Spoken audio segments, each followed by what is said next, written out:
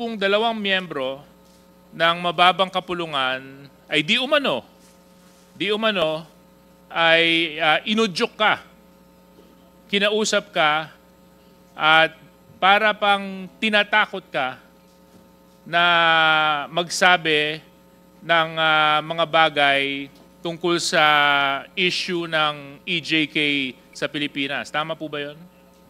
Your Honor, I would like to stand by my statement in the Senate under oath, Your Honor, and I would like to invoke my right for self-incrimination, Your Honor. Okay, but you have already stated your statement. So, Comsec, meron po ba tayong kopya nung affidavit ni Colonel Grijaldo? Thank you very much. So, anyway, Colonel Grijaldo, meron po akong kopya ng affidavit nyo. At ito naman po ay pinaninindigan po ninyo. Tama po? Yes, Your Honor. Okay. Maraming salamat. Dito po sa number 7 ng inyong sinumpang salaysay, sinabi po ninyo dito, when I entered the end room, I saw 2 lawyers of Colonel Garma standing inside the room. One of the lawyers approached me and then asked me what we were going to talk about. And I said that I do not know. Number 8, after a while, Congressman Dan Fernandez entered the room and he asked me to sit beside him on the right side. Then Congressman Abante entered the room and sat on the far end chair on my right. One of the lawyers of Colonel Garma stood at my back. Your Honor, I would stand by my statement Okay, in the so Senate I would under oath, Your Honor, and I invoke my right for self-incrimination, Your Honor. Point of order, Mr. Chairman. Point of order. What is the point of I order? don't see any reason why our guest keeps on invoking his right against self-incrimination when Deputy Speaker J.J. Suarez was not asking him anything incriminating. He was just merely reading a portion of his affidavit. So I don't like, Mr. Chair, that this committee, that our resource person may impress upon the public that we are here to corner him and to incriminate him. Please, tatigilan mo yan.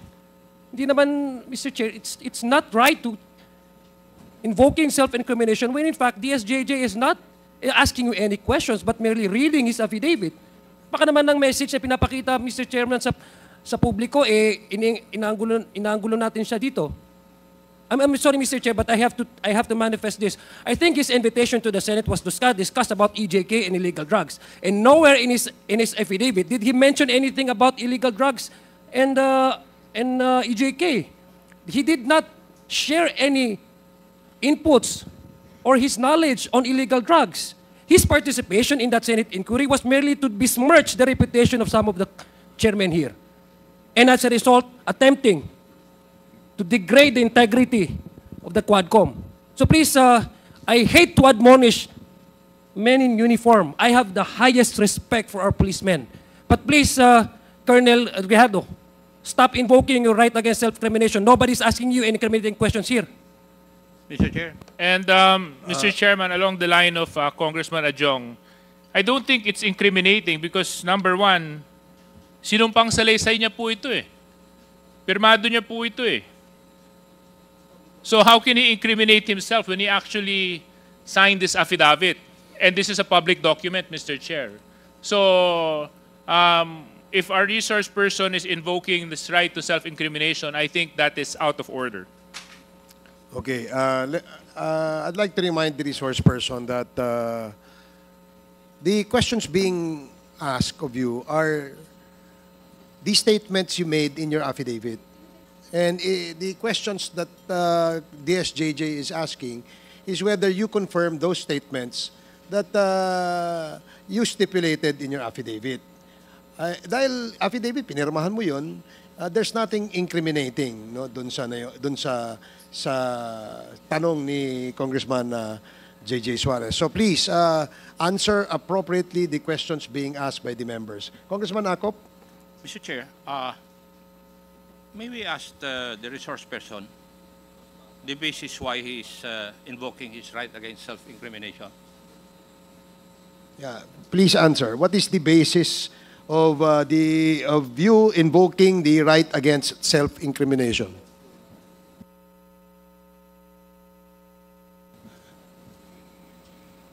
Police colonel ka, investigador ka dati. You know the basic rudiments of investigation. Alam mo dapat kung kailan i-invoke yung right against self-incrimination. Di po ba? Kasi nagko-conduct ka ng investigation eh. Now, may I know your legal basis why you are invoking your right against self-incrimination?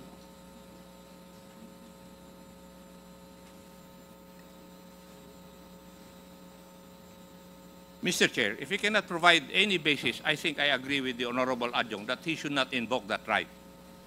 Thank you, Mr. Chair. Thank you. I share the sentiment of Congressman Acop. If indeed the resource person cannot explain to this committee why he is invoking his right against self-incriminations in reply or in response to the questions raised by DSJJ Suarez, then I would agree that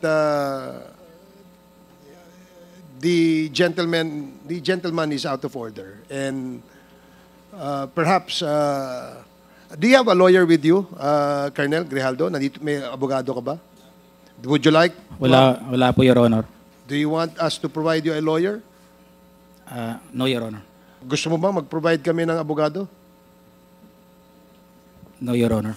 So you will answer and reply to the questions of the members. Now, DSJJ? Yes, are you- Mr. Chair, maybe another opportunity we can provide to the resource person. Colonel Grijaldo, kung kayo po ay hindi komportable, dahil nga maraming nanonood at nasa publiko po ang hearing na ito, would you want or would you request for an executive session so that you can divulge the details and the truthfulness to the affidavit that you executed in the Senate hearing? No, Your Honor. Okay, so therefore we can proceed, Mr. Chair. Please proceed. So, Colonel Grijaldo, matanong ko lang po, ano po ang nag-udyok sa'yo para i-execute tong affidavit na ito? Just I have said, Your Honor, during my opening statement in the Senate, it was Tuesday. We have a hearing here on Tuesday, and we ended up on the Wednesday on the event of the Typhoon Christine.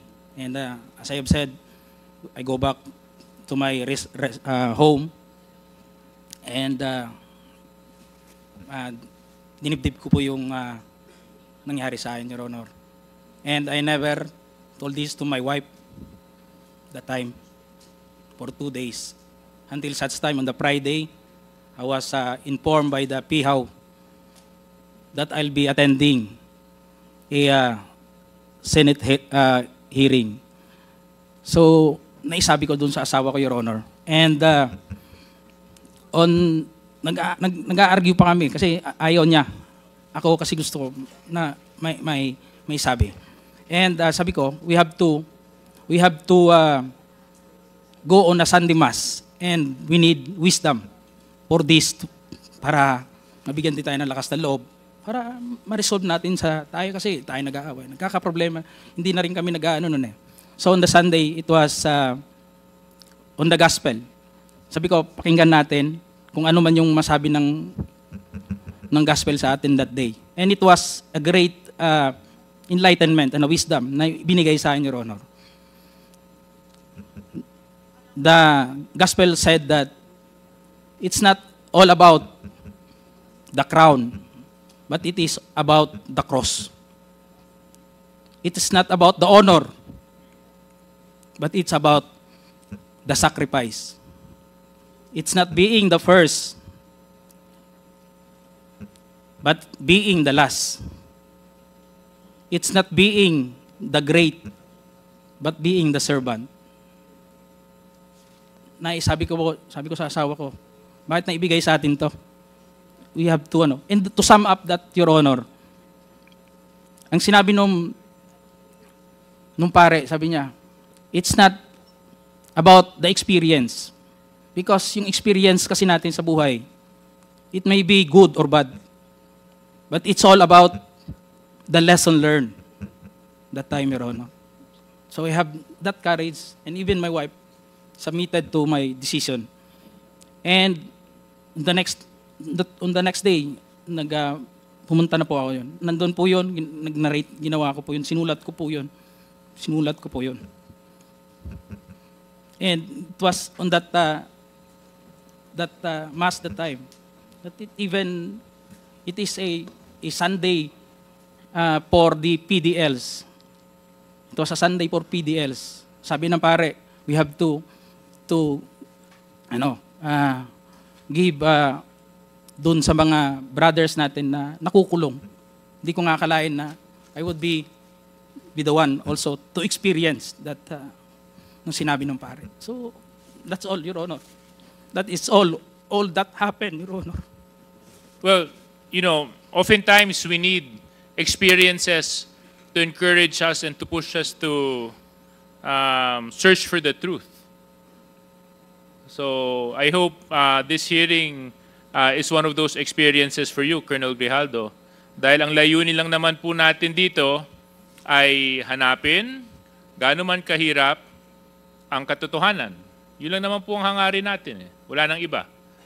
At kaya nga po yung dalawa po nating kinatawan na binanggit mo sa affidavit mo ay pansamantalang tumayo at umalis bilang chairman just to show that we are fair in handling this very sensitive issue. Because you made serious accusations in your affidavit, Colonel Grijaldo.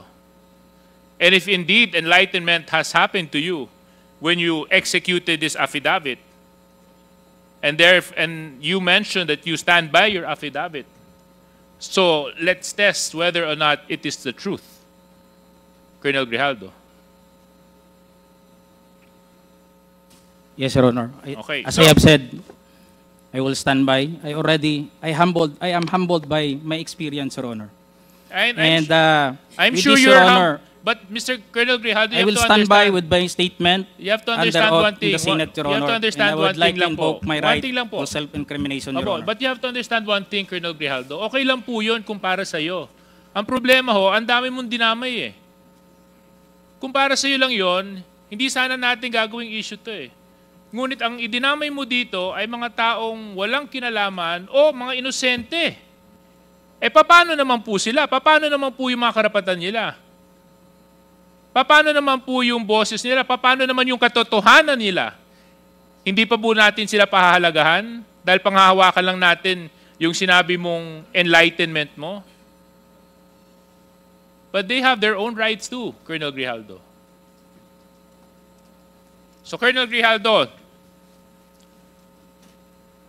siguro wag na tayong paligoy-ligoy pa. With the permission of Mr. Chairman, Colonel Grijaldo, you made some serious accusations here. In fact, so serious that it was even carried by our media news for almost a week, 2 weeks. And because of your accusations, you've tarnished the very reputation and integrity of the committee and the House of Representatives. Things that I will not allow dahil ito pong posisyon na inuupuan namin, ay ito po ay posisyon ng tiwala na ipinagkaloob sa amin ng taong nagtitiwala sa amin. At kailanman hindi ako papayag na may mga tao na magdudungis at magtatapon ng kasinungalingan para sirain ang integridad ng trabaho ng House of Representatives at syempre ng komitibang ito. So Colonel Grijaldo, sinabi mo po dito sa inyong sinumpang salaysay that you were persuaded. Your Honor, And you said, ikaw naman, Colonel, ganito lang yan. Alangan namang walang insidente o mangyayari sa panahon na yon. I answered that I served as COP, Chief of Police in Mandaluyong during COVID-19 pandemic, and there were less crimes committed, and we did not receive any reward from anyone. I added that we only receive funds as additional MOOE support fund for the Peace and Order Fund of the LGU. But dito po sa earlier part, sinabi mo that you were persuaded. Is this true, Colonel Grijaldo? Your Honor, I will stand by my statement in the Senate under oath, Your Honor, and I would like to invoke my right for self-incrimination, Your Honor. That is out of order. Let it be of record that the statement made by this resource person is out of order. Please continue, Congressman Suarez. Number 17, sinabi nyo dito, I then respectfully told Congressman Dan Fernandez that anyone can debunk my statement if I confirm the testimony of Colonel Garma about DDS in 1999. Since I was not a member of the PNP at that time and I have no knowledge as to the reward system. Additionally, I said that the work of policemen are noble that requires great sacrifice even without reward or award. It is our moral obligation and a call of duty to serve our country and our people. If I may continue, Colonel Grijaldo.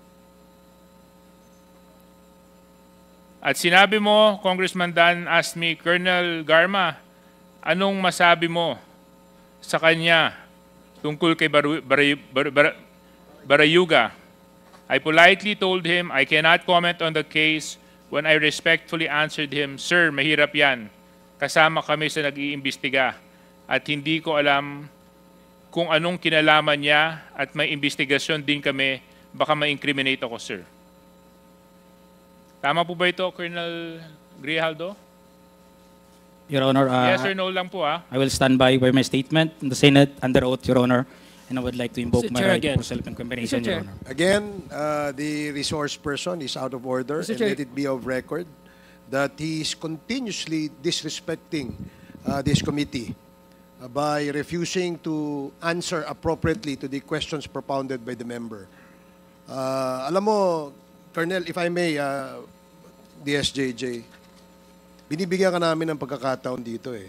Noong nasa Senado ka, ang tapang-tapang mo eh. Bakit dito ay mo magtapang ka rito? Ipakita mo yung the same candor, the same tapang na pinakita mo doon. Di ba?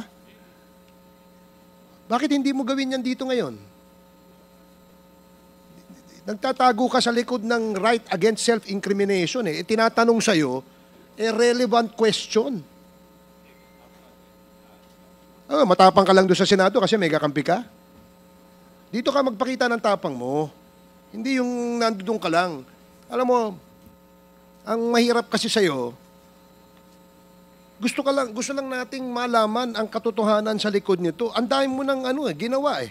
Dinamay mo pa yung mga kasama na, hindi dahil sa kasama namin sila, kundi hindi tama ang nangyari at ginawa mo. You are trying to besmirch the reputation of this committee. Itong committee ito, hindi ito gawa-gawa lamang. Ito'y pinapayagan ng ating saligang batas. Ito'y pinapayagan at pinayagan ng 300 mahigit na membro ng Kongreso na kung saan ay merong mandato ng taong bayan. Kaya wag mong bastusin ito. Yung tapang mo, nawawala eh. Tawagin mo yung kakampi mo. Ang hirap, alam mo, Colonel, nag-imbento ka ng kwento. And then you speak about honor. And then you speak about the gospel of that was given to you by a priest, talking about honor, and which, alam mo ba kung bakit mayroong honor? Pag hindi ka sinungaling, may honor ka. As simple as that. You're a police officer and you should have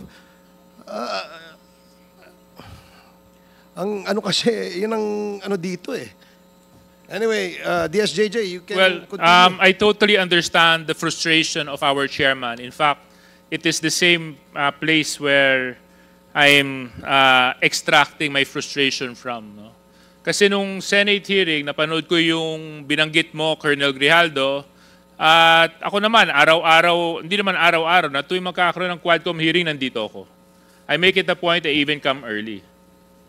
So, Colonel Grijaldo, you mentioned in your affidavit and even in the Senate hearing that you were coerced. Coerced by certain members of this committee. Totoo ba yun? Oo, hindi. Your Honor, I would like to invoke Oo, my rights. hindi. for It's a simple self-incrimination, yes or Your Honor. no.